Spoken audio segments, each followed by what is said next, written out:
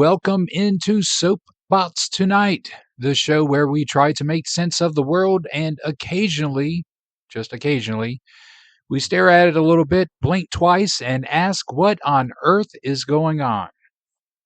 So, as you might have guessed, this is our final show of the year. And if anything, 2025 gave us, well, it gave us some absolutely hilarious headlines. Not the end of the world type of headlines, not the screaming ones, the kind that just make you stop scrolling, reread it, and then go, no, there's no way that can be real. But yeah, it was real. So let's take a quick look, a very human look back at some of the oddball stories that made this year just a little more entertaining. So we're going to start off in New York City because, of course, we are. In 2025, a restaurant pop-up opened that served invisible food. And no, that is not a scam. It was not a prank. It was not even a TikTok stunt. This was apparently an art piece, conceptual dining. Performance art, the experience was the meal. Because in New York, even dinner has to make a statement. You don't eat it, you contemplate it.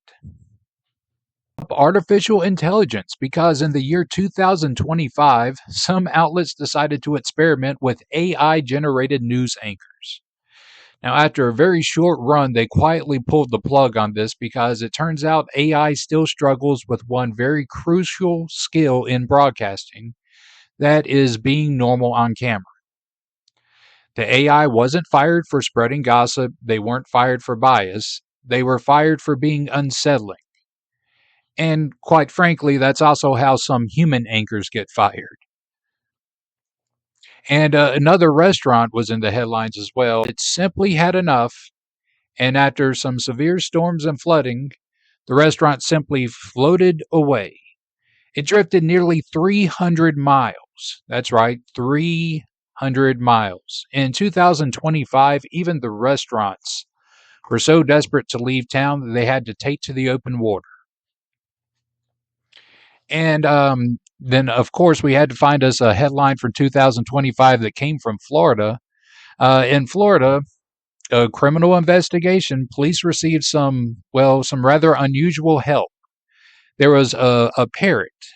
Now, let me be very clear, the parrot did not testify in court, but it repeatedly mimicked a phrase connected to a suspect, and that apparently helped police identify a lead. The parrot was not a witness, but he definitely was a snitch. And finally, we're on to a favorite of mine. In Vermont this past year, a goat was elected honorary mayor.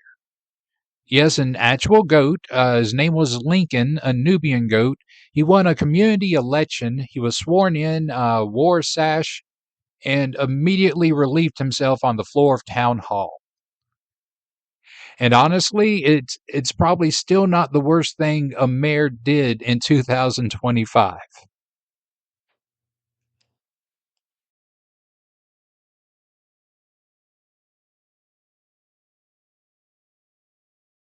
And as the holiday season was going across the West, something that once felt safe, joyous, and communal is now a tense and uncertain experience.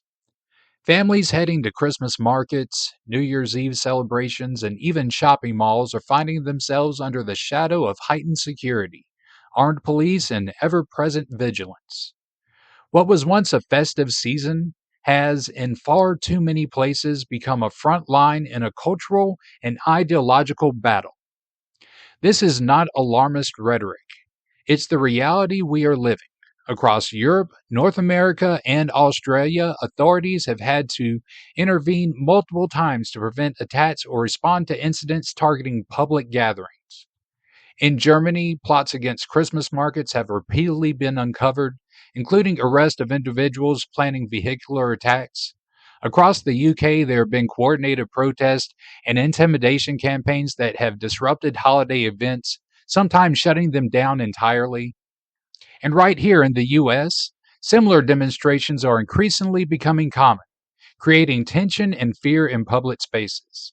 Even when these incidents do not involve kinetic violence, They represent a takeover of public spaces by groups unwilling to assimilate or respect the rules of civic life. Crowds chanting ideological slogans or harassing attendees at shopping centers and city streets may not be wielding weapons, but the effect is the same: fear, disruption, and the undermining of public safety. Take Toronto, for example, where Boxing Day saw coordinated protests in malls targeting holiday shoppers.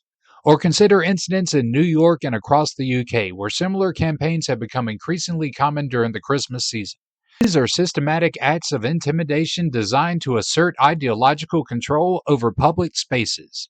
Meanwhile, governments often respond in ways that misidentify the threat. In some cases, authorities focus on regulating speech or online discussion rather than the groups committing intimidation or plotting violence. This mismatch creates a dangerous gap in protection, leaving ordinary citizens to navigate spaces that have become, in effect, contest zones. The pattern is clear. The West is under a growing pressure of cultural and ideological extremism, both violent and nonviolent, specifically from Islamists. Vehicular attacks, harassment campaigns, and targeted protests are all part of the continuum, a spectrum of threats that challenge both safety and social cohesion. Yet the prevailing narrative often obscures this reality. We are told that diversity and tolerance are inherently positive, that any critique of ideological extremism is equivalent to hate. Meanwhile, the threats continue to grow, and public celebrations, once a cornerstone of social unity, have become exercises in vigilance and self-preservation. Families heading out to enjoy the holidays now face a landscape that demands caution: roadblocks, armed police, and a constant watch for suspicious behavior. No longer can the simple joys of the season, hot chocolate, music, community gatherings, be taken for granted. This isn't just about protecting the holidays, it's about protecting our culture, our communities, and our ability to live openly and safely in public spaces. If society continues to ignore these clear patterns, the risk is not only immediate harm but the erosion of the very freedoms and cohesion that make public life enjoyable. Self-preservation is no longer optional. Awareness, vigilance, and honest recognition of the threats we face are essential. The holiday season should be a time of joy, not fear. But unless action is taken, this new reality will continue to define public life beyond 2025. All right, everyone, buckle up. Iran is on fire, and not just metaphorically. The streets are packed, the shops are closed, the economy is in free fall. And the government, well, let's just say they're flailing. It all kicked off when the rial hit rock bottom. Prices skyrocketing, businesses shuttering, and ordinary Iranians saying, nah, we're done. And when the shopkeepers started walking away from their own stalls, that was the spark. Tehran, Mashhad, Efhan, Mahadan, even the tiny southern island of Qom. It's all catching fire. And it's not just a few angry folks waving banners. This is a full-on nationwide general strike. Streets, universities, marketplaces, all shut down. Now here's the real kicker. The security forces, well, they, at least initially, they're missing in action. Seriously, in a country where protesting is technically illegal, you would expect tanks, tear gas, and the whole scary show. Instead, what we got are videos of armed forces literally retreating, stepping back and letting the crowds take the streets. Students sitting in front of troops, shopkeepers blocking roads, and the regime going, what now? It's like watching a badly scripted sitcom, except people's livelihoods are on the line. Rots are flying, chants are roaring, and yet the movement keeps roaring. Tehran University barricades broken, police lines evaporating, and the government's response: declare a state of emergency, close cities, shuffle some paperwork, and still nothing stops the people. This isn't just a protest that dies by morning. This is an economic desperation meeting street level courage. And for the first time in a long time, this regime looks genuinely rattled. For now, the streets are winning, forcing officials to sweat, stumble, and realize that you can't just paper over an entire country with fear. So, yes, it's chaotic. Yes, it's dangerous, but Iran's people are proving something tonight. When the economy collapses and everyone says enough is enough, even the toughest regimes start to wobble. And boy, are we watching that wobble happen in real time. We're almost out of time, so it's time for the headline roundup, the segment we like to call a second look to these stories you might have scrolled past. Well, we think they deserve a moment of your attention. Some are eyebrow raising, some are sobering, and some just might make you go, that's interesting. All right, let's dive in. First of all, Amazon blots over 1,800 North Korean job applicants. This story is straight out of the Can't Make This Stuff Up file. Amazon has reportedly blocked over 1,800 job applicants from North Korea since April. Yes, people from the country most famous for cutting itself off from the world are literally trying to get remote work positions at one of the largest companies on the planet. And Amazon said, nope, not happening. The reasons are complex: legal risks, sanctions compliance, and the practical reality of dealing with a country that's basically off the international grid. But it's also a tiny window into the way digital labor markets and geopolitics collide in surprising ways. Kind of makes you wonder who else might be trying to play the system and get a piece of the global online workforce. Our next headline, a rare shakeup in Washington. 4 House Republicans joined Democrats to force a vote on ACA subsidies, widely defying party leadership. Moments like this are always fun because they remind us politics isn't always a neat red versus blue line.